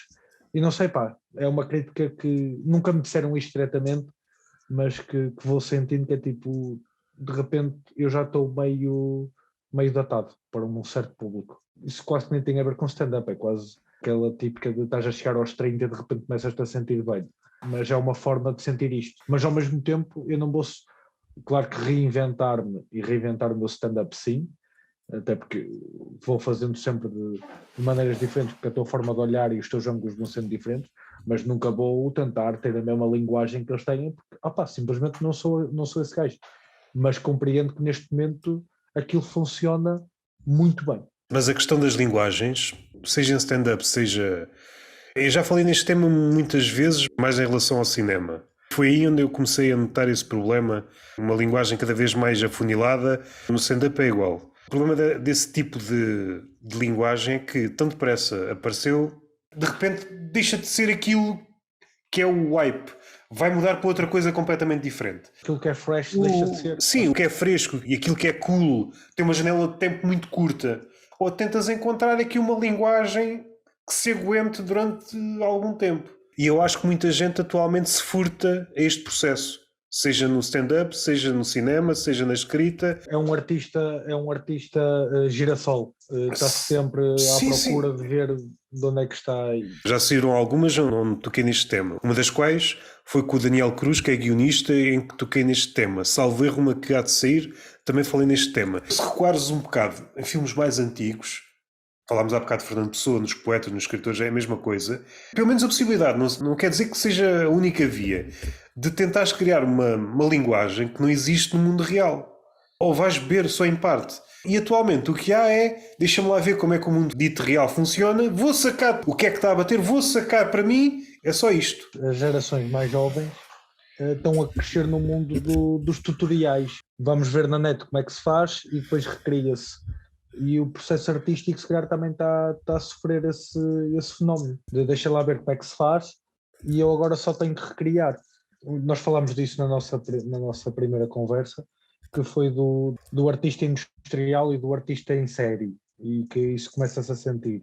Até falámos especialmente sobre isso no que toca a Twitch, de ser o pessoal todo muito igual. Efetivamente não se vê, não sei, pá. Por outro lado, podemos ser só nós que não nos identificamos tão bem a olhar para isto com um olhar também meio turvado. Percebes? É também nisso que eu me vou debatendo todos os dias. Estes fenómenos, mais ou menos, sempre aconteceram, só que o que é diferente é que sempre houve alguém que resistia, sempre alguém que estava à parte e nesse passo para trás conseguia impor a sua visão. A maioria está a fazer desta forma, eu consigo fazer de outra forma, mas mesmo assim consigo que a minha visão vingue. Hoje em dia, é complicado, pá. Tu quando dás o salto para fora daquilo que é mais praticado, estás a exigir ao teu público que te perceba de uma forma completamente diferente. Quando o público se interessa por determinada linguagem, o público está a prestar homenagem à sua própria linguagem. Basicamente falam da mesma forma. Não têm de fazer um esforço por assim. Não, é aquilo. Até podemos ser mais cínicos e dizer que é uma espécie de ponte narcísica entre o comediante e o público. O comediante faz de conta que é o reflexo do público e o público faz de conta que o comediante é o seu reflexo. Refletido. Até certo ponto pode ser demasiado perverso, porque a arte sempre foi outra coisa. Podia ser isto, mas era sobretudo outra coisa. Agora parece que andamos aqui neste ciclo narcísico em que o artista não pode fugir muito daquilo que o público quer ou daquilo que julga que o público quer, e o público gosta de ver o que o artista faz porque vê-se naquilo que o artista faz e pronto, ninguém consegue sair daqui. Se o público não gosta, causa-me assim um bocado de aflição. Acaba por castrar criativamente. Mas olha, então, eu durante a conversa até me lembrei de uma crítica. Eu fui fazer stand-up a um casamento, que é sempre uma proposta irrecusável. Irrecusável. Irrecusável no que toca à arte. Pronto, artisticamente aquilo não acrescenta nada, mas é bom dinheiro de se ganhar. Fui fazer stand-up a um casamento. Eu não conhecia sequer os noivos. Pedi uma reunião, reuni com os noivos, conversámos um bocadinho, qual é que era o tempo ideal, em que momento é que era ideal atuar, papapá. Falámos sobre que temas abordar, para também, pronto, apesar de tudo, estou a trabalhar para uma pessoa, são eles que me estão a pagar, o casamento é deles, as coisas têm que nesse processo eu não estou tão preocupado com a minha arte, vou lá quase só prestar um serviço. Aquilo que me disseram na reunião foi, não, olha, nós antes de contactarmos a ti, nós vimos as tuas coisas na internet, e até tens aquele textinho que a mim, isto foi a noiva. Eu sou do coro, por isso estamos ali todos em comunidade, funciona tudo muito bem, não te precisas preocupar. Aquilo que, pronto, eles mandaram-me coisas sobre os convidados e não sei o quê, eu brinquei para com 2 ou 3, aquilo que tens na net, deste e deste texto, faz isto, porque isto está bom. E eu fiz, ainda tive o cuidado de, lendo o público quando cheguei, tive cuidado de não pus nenhum palavrão, contornei ali uma ou outra coisa que poderia ser um bocadinho mais gráfica ou mais escatológico, nem por isso, mas algo mais gráfico, até porque apesar de tudo as pessoas tinham acabado o prato de carne e iam à sobremesa, tive o cuidado de tentar moldar ao espaço, fazendo os textos que me pediram para eu fazer. No final do espetáculo, no final mesmo não, mas no dia, passado 2 dias, mandaram-me uma revisão da minha atuação, a dizer que não foi o que estavam à espera, porque fui muito brejeiro e não me soube adequar ao espaço. Como assim, caralho? Nós tivemos uma reunião, eu fiz exatamente os mesmos... Mas, eu respirei fundo, respondi ao mail só, peço imensa desculpa não ter correspondido então às expectativas, sejam muito felizes e que a vida vos sorria sempre. E depois desabafei com os do costume, com o Joca, com o Joel, na altura acho que ainda não tinha relação com o Ruben, e eles disseram, isso é... Os noivos curtiram, mas houve ou a melhor amiga da noiva, ou o melhor amigo do noivo, ou o pai da noiva, ou o pai da noiva não gostaram, disseram isso e eles passaram a achar isso. Isso acontece muitas vezes. O casamento, além de não ser um ambiente ultra indicado para fazer stand-up, acontece ser uma concentração esquisita de pessoas, porque há pessoas muito pequenitas, até pessoas muito velhas. Há todo o tipo de pessoas num casamento. Sim, depois tenho um amigo da faculdade, tenho uns amigos de infância que entretanto já só foram convidados porque são os amigos de infância, porque eles já nem se revêem uns nos outros. Há muita tensão num casamento, seja entre familiares, seja entre amigos, pseudo-amigos, conhecidos. Depois há aquela tia que não se dá bem com o tio, mas foram ao casamento. Se puderem evitar. Se puderem evitar. Ou se quiserem mesmo, paguem bem, porque nós vamos lá sofrer. Por isso é esse apelo que eu faço. Convidem-nos para muitos casamentos, mas paguem bem, porque nós vamos lá sofrer. É um trabalho de risco. É um trabalho de risco um comediante ir a um casamento. É o pior sítio. Vamos fazer aqui tipo um joguinho. O top 3 de piores sítios para atuar. Atenção, vou dizer dos que eu já fiz. Não, sim. Senão meto aqui uma festa de anos do miúdo de 4 anos. E vou fazer stand-up vestido de panda. Mas, casamento, despedida de solteiro, sim, sítios que eu já fiz. Estes 2 foi horrível. Tens de contar aí a experiência depois da despedida. Sim, por isso é que está em segundo, foi num ambiente muito diferente. Pior que o casamento, é isso que estás a dizer? Sim, foi. Eu já te vou explicar porquê. A minha experiência de uma despedida de solteiro é muito diferente. Mas top 3 então será e já tive 2 experiências, que é atuar num bar em que o dono é o teu principal heckler. Ih, caraças. Sim, já tive 2 experiências dessas. Uma, claramente, porque ele estava a armar aos cágados, numa de queria parecer maior, na outra era só um senhor muito inocente, que nem sequer tinha muito bem noção do que é que estava a passar lá. E aí, pronto, até dou de barato. Mas sim, isto é o top 3. Fiz stand-up numa despedida de solteiro, em que eu também estava como convidado. Calhou começar a fazer stand-up.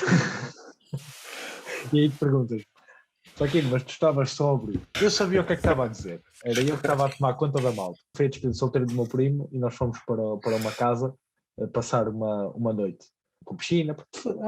Acho que é o ambiente certo. Está ali, não dá para fazer grande merda. Estamos ali no convívio. Conheci pessoal que ainda hoje me dou com eles e são colegas de faculdade do meu primo, nem sequer era suposto eu me dar bem com eles. Só que pronto, aquilo já foi, era o pai de 3 da manhã e fizeram-me um palco com 4 bancos e eu atuei em cima de 4 bancos para um grupo de 12 bêbados. Foi esta a minha experiência enquanto stand-up, numa despedida de solteiro. Ali funcionou bem porque eu era do grupo, mas acredito, sem ser a pessoa do grupo, é horrível, é uma selva. Esses 12 bêbados não se tornaram em 12 hecklers? Não. No momento em que... Porque foram eles que pediram para haver um momento de stand-up aí tens que fazer. Como era eu que estava a tomar conta deles, eu pus ali as regras. Atenção, primeiro, eu não quero fazer, eu vou fazer porque vocês me estão a pedir muito, mas ou é para vocês me ouvirem, ou então eu não faço. O palco é meu, sou eu que falo. E sim senhora, ninguém me interrompeu, riram-se, tal. Também àquela hora o álcool no sangue que todos tínhamos dava só para dizer coisas. Mas sim, já tive uma experiência muito adulterada do que é atuar na despedida de solteiro. Por isso é que pus em segundo, no sentido de eu já tive a experiência, mas não tive a total experiência do que é atuar na despedida de solteiro. Eu acho que ainda tenho que pagar mais do que a malta de casamento. No primeiro lugar. Já que estamos a lançar reps aqui, organizadores de casamentos, de festas de Natal de empresas, jantares de empresa, sem ser de Natal, despedidas de solteiro, stand-up não é uma boa surpresa. Se for para haver stand-up, que toda a gente da sala esteja ciente que vai haver stand-up. Quando começam do, opá, estou a organizar não sei o quê e opá, gostava de dar uma surpresa à malta, estava a pensar em stand-up, ok, a surpresa pode ser, mas a surpresa é dada tipo de manhã. Logo, vamos ter stand-up. Não é surpresa no momento em que eu subo ao palco, porque isso dá raia. Nesse contexto o pessoal está a pensar, é um gajo que vai para música. O pessoal está mais nesse mood, não está no... Está nesse mood, a malta quer um DJ que meta o apito ao comboio, ou então está preocupada em embebedar a Carla da contabilidade para poder comê-la no fim da noite. E se for na despedida de solteiro, eles estão à espera de uma stripper, não estão à tua espera. Por isso, a surpresa, receber uma máquina de café é bué da fixe, mas se tu estiveres a contar que vais receber um carro, se receberes uma máquina de café é um bocado de merda. Então é tudo um jogo de... Não tem que ver com o estatuto da comédia. Mesmo estatuto de comediante. Se o stand-up tivesse outro estatuto, vamos imaginar que o stand-up cresce muitíssimo nos próximos 10 anos. Daqui a 10 anos há uma festa de empresa e a surpresa verifica-se que há uma stripper. E o pessoal, pá, uma stripper, queremos um comediante de stand-up, pá. Mas olha que é possível, porque se calhar agora mais depressa os grupos se juntam e terminam a noite num bar com stand-up ou num comedy club do que terminam num bar de strip manhoso. Ou mesmo que não seja ficarem desiludidos porque não há uma stripper, é malta que já frequentou, se calhar à partida, 90% das pessoas já frequentou várias noites de stand-up e saberá como, vamos lhe chamar, comportar. Se de repente na festa de Natal da minha fábrica o momento de surpresa fosse fazer stand-up, meu amigo, tu estavas muito bem arranjado. Porque 70% das pessoas que estavam na plateia, uma garrafa de vinho em cada olho, todas elas iam achar que eram mais engraçadas que tu. Tu estavas muito fodido. Sim. Aqui uma comparação, uma casa de strip e um clube de comédia. É assim, não há assim muita diferença. Há um varão, a única diferença é que no clube de comédia, na ponta do varão há o microfone. E à partida terminas com a mesma roupa com que começaste. À partida. O pessoal pode querer inovar.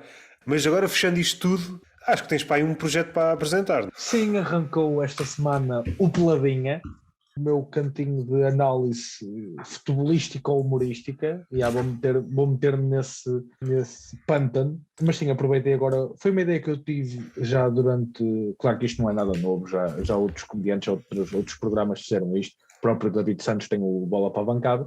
Pensei numa coisa mais regular.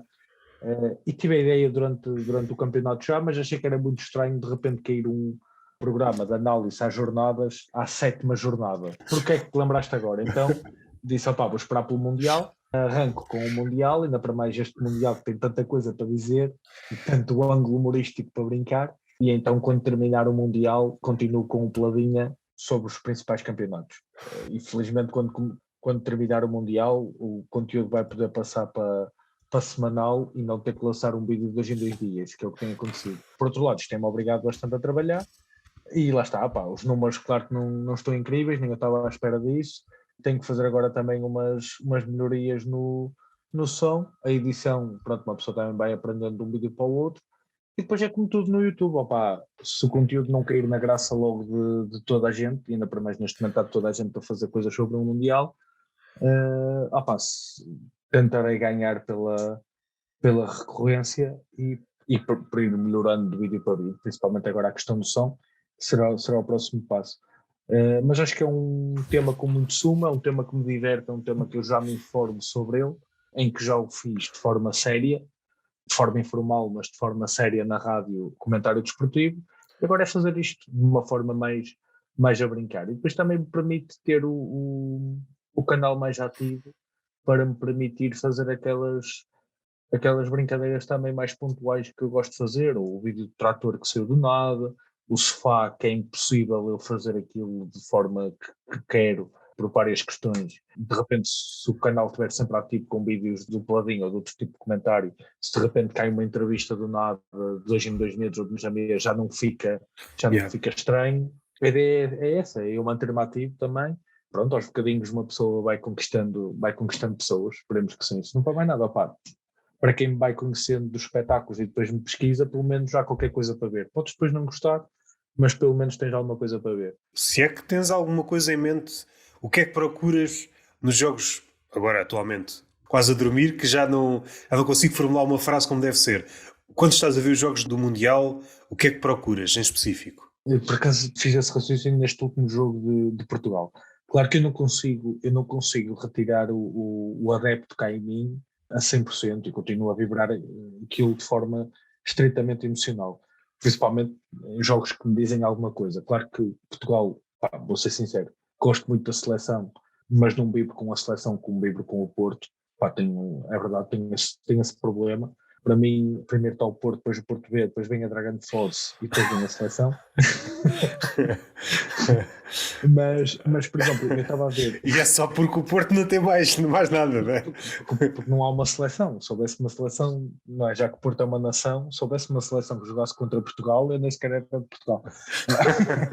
Mas o jogo de Portugal contra o Uruguai, eu quase que escrevi o guião no Twitter durante o jogo, porque o meu Twitter também não tem alcance nenhum, é tranquilo. Então dei por mim, para além de estar a analisar, olha, eu acho que agora o Fernando Santos devia de meter não sei quem, porque o Uruguai está a vir mais para cima, fazer sentido refrescar o meio campo. Aí, ele foi meter o Rafael Leão para quê? Fazia muito mais sentido o Palhinha. O Rafael Leão entrou completamente contra o fim do jogo. Em vez de estar a analisar isto, eu estava a pensar como é que isto dá uma piada. De repente já estava a analisar o jogo, de os momentos que iam acontecendo importantes no jogo, para além de analisar de forma futebolística, perceber se havia ali uma piada ou se havia ali um ângulo.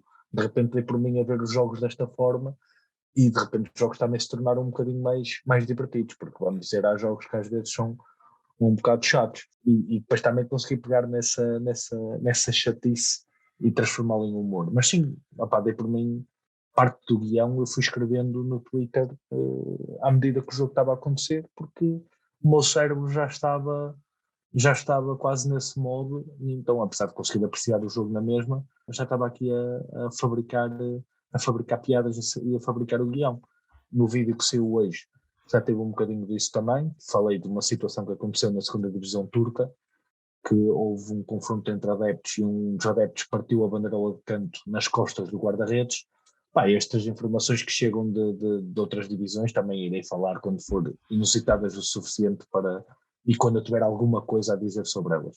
Porque acima de tudo não quero, porque há muito conteúdo de futebol na internet, mas aquilo que eu reparo é que tenho só pessoal muito entusiasmado a dizer-me aquilo que aconteceu. E eu não quero isso. Eu quero isto aconteceu e que piada que eu tenho para dizer sobre isto. É tipo, ok, eu não concordei, eu vou dar o exemplo da piada porque gostei muito desta piada que fiz e tenho algum orgulho.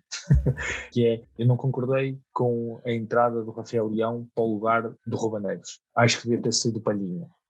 E surge uma piada de, se fôssemos todos como o Fernando Santos, as tartarugas estavam todas a salvo porque ele evita ao máximo usar Palhinha. Ok, eu tenho aqui uma piada para acrescentar a esta apreciação que fiz. Ou seja, não quero só relatar o que aconteceu, quero, ok, isto aconteceu e peguem esta piada. Isto aconteceu e peguem esta piada. E acho que, apesar de ser mais um conteúdo sobre futebol, penso que pode ser um conteúdo que pode ter outra coisa. Ou seja, convém que estejas dentro do assunto e que percebas minimamente de futebol, até para este conteúdo quase te interessar, mas também dizer que não precisas ser nenhum expert em futebol, nem completamente interessado em futebol para consumir este conteúdo. É um conteúdo que é perfeitamente consumível se conheces o desporto, e acho que toda a gente o conhece, e se gostas do humor, porque eu dou-te um enquadramento primeiro e a seguir dou-te a piada. Dou-te um enquadramento e dou-te a piada. É um conteúdo que eu acho que chegando às pessoas e as pessoas vendo, acho que as pessoas vão curtir e conseguir perceber que não precisas de ser um amante nem um entendido em futebol para gostar de conteúdo. Claro que se gostares de futebol e estiveres dentro do assunto, pessoalmente vais achar mais graça, porque é algo que te diz mais. Mas é possível só gostares do humor e ver aquele conteúdo. Também és capaz de ir ver um espetáculo de stand-up e ele faz 20 minutos incríveis sobre violoncelos desafinados, tu não tocas violoncelo, mas consegues te rir do assunto. Mesmo que a pessoa não saiba quase nada, há sempre um enquadramento mínimo e depois a pessoa faz o resto do caminho se quiser. Esse exemplo que tu disseste da piada do Palhinha, não sabendo quase nada, a piada, se estiveres um bocado atento, percebes o que é que a piada está a querer dizer. Na edição eu vou ajudando também, meto a foto do jogador, meto Sim, a foto sim, isso ajuda. vou dando sempre os enquadramentos. E aprendi também a começar a usar a edição também como uma arma de humor, de começar a brincar também. Por exemplo, na parte em que eu digo as tartarugas estarão sempre a salvo, o que aparece não é uma tartaruga, é o William de Carvalho. Claro que esta aqui já precisas perceber minimamente, mas é quase transversal. Mas comecei a brincar com isto também. Quando me refiro ao Palhinha, o Palhinha está em cima de um copo de Coca-Cola do Mac, vou brincando com isso também. Estás a lançar duas piadas, quem percebe mesmo percebe as duas. Quem não apanha uma pode apanhar a outra. Pode apanhar a outra, sim. Lá está. É claro que eu ainda tenho pouca destreza nisso, coisa que ainda me vai ocupando muitas horas, que é a parte da edição. Um processo divertido, apesar de me comer muito tempo, tem sido algo que eu gosto. Só tem a questão é da luta contra o tempo. O jogo foi ontem, tenho que tentar que o vídeo, no máximo, se não der no dia a seguir, tem que sair 2 dias a seguir. Por isso é que eu também faço o resumo da jornada, mas claro que tento é que caia logo a seguir ao jogo de Portugal. Imagina, eu acabei de editar o vídeo ontem, mas acabei às 9h30. Às 9h30 já não ia. Não, acabei às 10h30. Às 10h30 da noite já não ia publicar nada. Quando isto começar a ficar mais automático, os memes de um vídeo começam a dar para o outro. Do Palhinha já funciona em todos os vídeos. A brincadeira que eu fiz do VAR, de analisar uma piada de merda, já é só copiar e colar. Já não preciso andar a fazer montagens. Eu acho que isso depois também se vai começar a tornar um bocadinho mais automático. E a própria destreza, não é? Sim, porque a edição acaba por ser cortes e zooms na parte técnica da coisa. De edição e gravação, o que é que consome mais tempo? O que me consome mais tempo na edição, mas é o pesquisar as imagens ou os vídeos ou os sons a adicionar ao vídeo. Okay. É isso que acaba por me comer mais tempo. Olha, aqui ficava o bem, porque eu escrevo o guião, não penso logo da montagem do vídeo, depois enquanto estou a gravar ou aparecem mais coisas, ou a gravar já começo a visualizar o que é que pode encaixar aqui ou ali, mas depois, sentado no PC a fazer a edição, às vezes estou a ver e digo, olha, aqui ficava bem o William de Carvalho. Ok, vamos pesquisar o William de Carvalho PNG, se puder não ter o fundo, melhor. Ok, mas esta aqui está com pouca edição, aí aqui ele está no Sporting, dava mais jeito nunca ele estivesse na seleção. E isto aqui acaba por quase me comer mais tempo do que a edição propriamente dita. Esta busca para aprimorar o vídeo visualmente, acaba por ser isso que me come mais tempo. E ver o jogo, mas isso eu já ia ver, por isso não é sim, isso não conta como trabalho. É perverso eu ver o jogo de futebol como tempo de trabalho. Isso é a mesma coisa que o Tiagovski por comprar comida de ração. Como tempo de trabalho. Comprar ração. Não, quando ele fez aquele vídeo polémico de quanto é que ele gastava por vídeo e pôs nas contas. Não sei se é um bom tema para terminar. À medida que certos youtubers foram ganhando dimensão, há quase uma pressão para eles falarem. Muitos deles foram para a Twitch e como estão mais tempo a falar, menos editado, tu vais percebendo o que é que aquelas cabecinhas pensam verdadeiramente. Não está lá nada. Seja o Tiagovski, seja o Window, seja... E é quase preocupante de... Há ali toda uma geração de YouTube, e que foi claramente a geração que mais bateu em Portugal, e deve ser a geração mais joca do YouTube. A geração que mais bateu no YouTube foi a geração mais joca do YouTube. Também tivemos poucas gerações de YouTube, não é? Tiveste aquela primeira fornada de todas, o Nervo, o Kiko, O que é que te parece? É mais fácil surgir uma nova fornada de youtubers com esse relevo ou é mais difícil? Eu acho que vai ser difícil porque a oferta também começa a ser maior. País a jogo tens que ter outro nível, não é? Sim, yeah. e depois houve um pessoal que já não é barato produzir para o YouTube. Ou és mesmo uma cena muito fora e calha a bater ou chegar às mãos da pessoa certa que por acaso vai partilhar aquilo e gravar com o telemóvel até é possível. O TikTok acabou por quase nos levar outra vez para isso, porque às vezes há pessoal do TikTok que bate para o caralho e é uns vídeos meio manhosos gravados com o telemóvel. É muito mais simplista.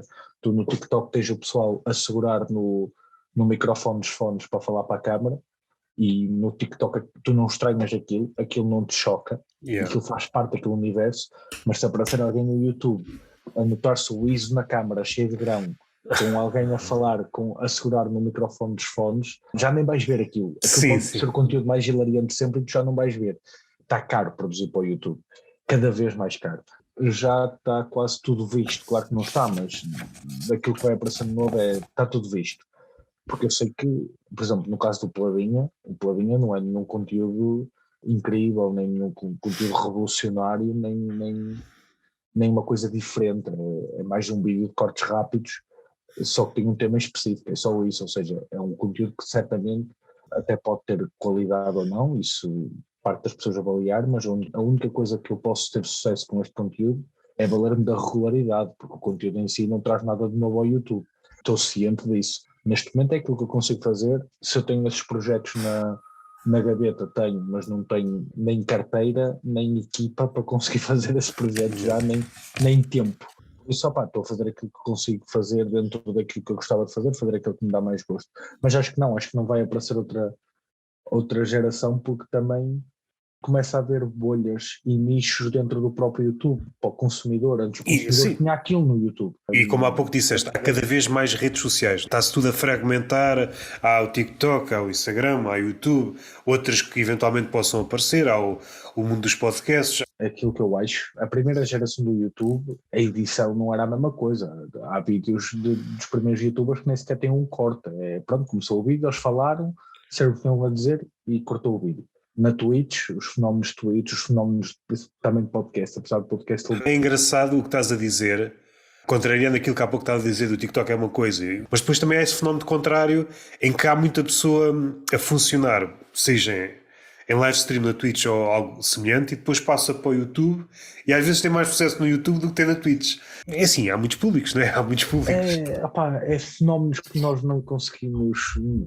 Quem bate, quem tem números, há o mérito, há o trabalho, há a piada, há o valor do conteúdo, mas às vezes é um clique que ninguém sabe sequer ao certo onde é que aquilo vem. Às vezes aquilo é uma conjunção de coisas, ou alguém partilhou, ou alguém viu, ou calhou falar de um tema quente e a coisa de repente bate, mas é um clique que se dá do nada, ninguém sabe ao certo explicar. É uma coisa que há uma fórmula. Ok, toda a gente diz que há uma forma que é postar com a maior regularidade possível, podes meter estas tags, podes fazer mil e uma coisas, tu como produtor de conteúdo também sabes a hora com que postas não sei o quê. Mas somos todos a seguir esta fórmula, que a fórmula deixa de ser uma fórmula. Sim, sim. Percebes às vezes, postaste o vídeo ao meio-dia, o meio-dia é uma má hora para postar. Pronto, então às 7 da tarde é que é uma boa hora. Está bem, mas está toda a gente a postar às 7. Estás a competir com toda a gente. Dos mais pequenos aos maiores. Então se calhar vou postar ao meio-dia, que não tem mais ninguém a postar. Há menos gente a olhar para o telemóvel ao meio-dia. Está bem, mas as que estão a olhar, eu sou o primeiro a chegar. Será que isto também é uma fórmula? Não sei. Então nesta fase, e por experiências passadas, publico o vídeo sem me preocupar muito com essa parte quase científica do criador de conteúdo. Há uns dias que posta uma hora, há outros dias que posta outra, e depois do vídeo estar, os comentários vou responder, a parte das views não olho. Não interessa, acho que se tem que pensar a longo prazo e pensar o que é que podes tirar daquilo até a nível de experiência. Estavas a falar de edição, eu vou fazer isto tem algum valor enquanto peça de humor, mas eu também vou retirar aqui qualquer coisa de traquejo. E estou recorrentemente a escrever também, a escrever humor. E isso também Acho que nunca disse isto aqui, mas seria criar uma espécie de universo, programa de comentário, com a mesma importância que nós damos ao futebol, mas um desporto marginal. Podia ser a malha, podia ser o meu polo aquático. Sim, um polo aquático, ver um desporto sem peso nenhum e depois dar-lhe a importância. Seja comentadores a agredirem-se, uma flash interview desse desporto, os comentários, ou seja, dar ali a aura de importância a um desporto que ninguém dá importância nenhuma. É daquelas ideias que provavelmente nunca irei fazer. Catiras parece um... O Catiras aquela pedra. Sim, agora te fugiu-me o Não é nome. cricket. Cricket, os indianos é que gostam de jogar cricket. Caralho. Fugiu-me o nome. Andam lá com uma vassoura para aquilo escorregar melhor. Desporto de gelo. Um gelo com vassouras. Há uns anos vi um documentário sobre isso. Fartei-me de rir. Os gajos no início, pegando nesse documentário que eu vi e pegando nas origens, os gajos no início lançavam aquilo com uma caneca de cerveja. Deve estar mais profissional, sobretudo nos países em que tem alguma tradição. Mas no início, o pessoal ia com um charuto. Roberto, eu agora tenho pena de não morar no Algarve ou tu morares em Santa Maria da Feira. Porque senão eu e tu íamos para um café, típico café, e um de nós era o narrador e o outro era o comentador, de sueca e de dominó, com live para a Twitch. Isso mesmo. Aí, pá, isso era muito bom.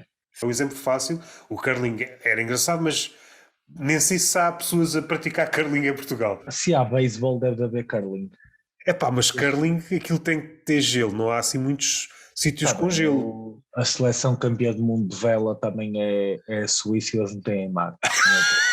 Um desprestígio enorme para quem tem mar, não é? Um país ganhar o Mundial de Futebol de Praia e não ter praia, não é? Foda-se. O que é que os outros andam a fazer? Os surfistas na Suíça, mas apesar de tudo é um bocado ao contrário, porque os surfistas na Suíça, eles têm tipo uma piscina artificial, uma piscina de ondas. Eu às vezes vou ao mar e o mar não está fixe para surfar. A piscina está sempre fixe para surfar porque as ondas são artificiais, eles podem treinar todos os dias. Tem vantagem, que estás a dizer? Exatamente, eles estão em vantagem. Olha, curling Portugal, onde jogar? Federação de Esportes de Inverno em Portugal. Isto sim é informação útil. Onde é que se pode jogar curling em Portugal? Sabias que tem a FDI Portugal? Hoje não, que já é um bocado tarde. Na próxima semana, quisesse iniciar-me no mundo espantoso do curling, para onde é que eu tinha ligado? No serrashopping.com. Há um shopping, alguns se chama Serra Shopping, deve ser na Serra da Estrela. Faz sentido. Vou ver aqui onde é que é o Serra Shopping. Mas no Serra Shopping dá para jogar. Será que há uma equipa de curling na Serra da Estrela? Fica na Covilhã, exatamente. Na Covilhã é possível jogar curling. E tem um centro também em Lisboa. Seleção Portuguesa Masculina de Curling.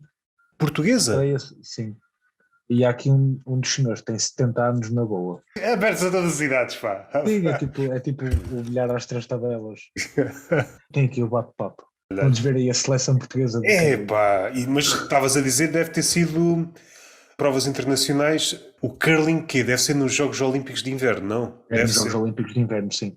A seleção portuguesa... Aí, a grande fato de treino que a seleção portuguesa de curling tem. Participaram no Europeu de Curling Divisão C. Foi na Lituânia. Claro que não somos bons. Estranho a gente descobrir. Portugal é o campeão mundial de curling. Foda-se. Nós somos campeões europeus, agora acho que não em título, mas somos das seleções com mais títulos, se não a mais titulada, de hóquei campo. Sim, de hóquei, sim, temos uma tradição grande. Não, mas não é hóquei patins, hóquei campo. Hóquei campo, aqui o Lamas, aqui de Santa Maria da Feira, é tipo o clube mais titulado a nível europeu, um dos clubes mais titulados a nível europeu. Na altura em que nós fomos campeões de tudo, ali a seguir a 2016, fomos campeões de futebol de praia, de futsal, de colombófila, ganhámos a Eurovisão, e o Marcelo andava a condecorar toda a gente, e houve uma carta aberta ao presidente Marcelo aqui da equipa de Lamas, da seleção portuguesa de hóquei campo, a maioria aqui de Lamas, e escreveram uma carta ao presidente porque é que eles não eram condecorados. Claro que não deu em nada. Se calhar acabaram-se as condecorações, as medalhas. Ele tinha um stock. Pá, mandaram-me aqui 200 medalhas. Como é que eu vou distribuir isto, pá? Foi um patrocínio da Decathlon, deu umas medalhas para a Assembleia. E ali, caralho, agora tenho que despachar isto. Olha, agora para terminar, quer dizer, o podcast é teu e eu estou aqui a tomar conta, mas proponho um jogo. Vais-me dizer um desporto e eu vou pesquisar aqui se existe ou não em Portugal. Há um que eu sei que há, mas é muito estranho e eu não conheço quase regras nenhumas. Petanca. Procura seleção de petanca. Aquela bola com penas, não é? Não é. Não sei se é daço. Petanca escreve-se com acento no E. É? Olha, não sabia. Olha, a sede da Federação Portuguesa de Petanca, ou Petanca, é em São Brás de Alportel. Algarve. Vi um torneio de petanca aqui perto da minha casa, por isso é que eu me recordei disso. Será que, será que existe Federação de Malha? Portuguesa de Malha. Epá, era lindo haver campeonatos. Federação Portuguesa de Malha. Não, mas tem aqui uma notícia. Aí, mas é de 2014, entretanto não aconteceu de certeza. E em 2014, a Confederação Portuguesa das Coletividades tentou criar uma Federação Portuguesa de Jogos Tradicionais. E um deles era a malha. Vai ser lindo. Isso parece aquelas propostas de educação física do 5º ano ou do 6º. Havia umas merdas assim desse género também. Eu recordo na minha professora: os jogos tradicionais, não sei o quê, era a malha, eram umas coisas que O jogo de saco. Mesmo a malha não é muito comum, mesmo entre os velhos não é Sim, muito comum.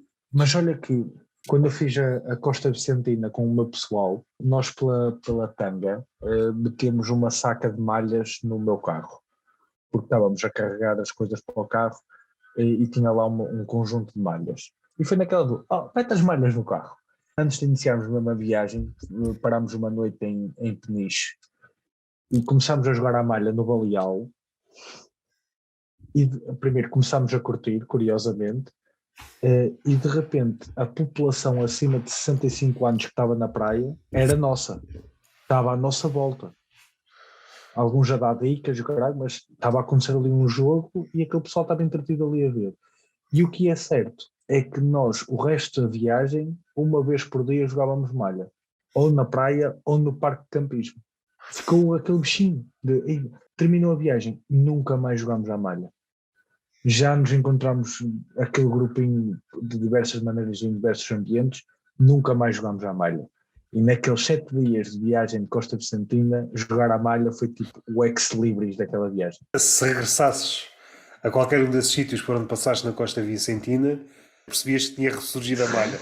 Estavam os areais cheios de jogadores da malha.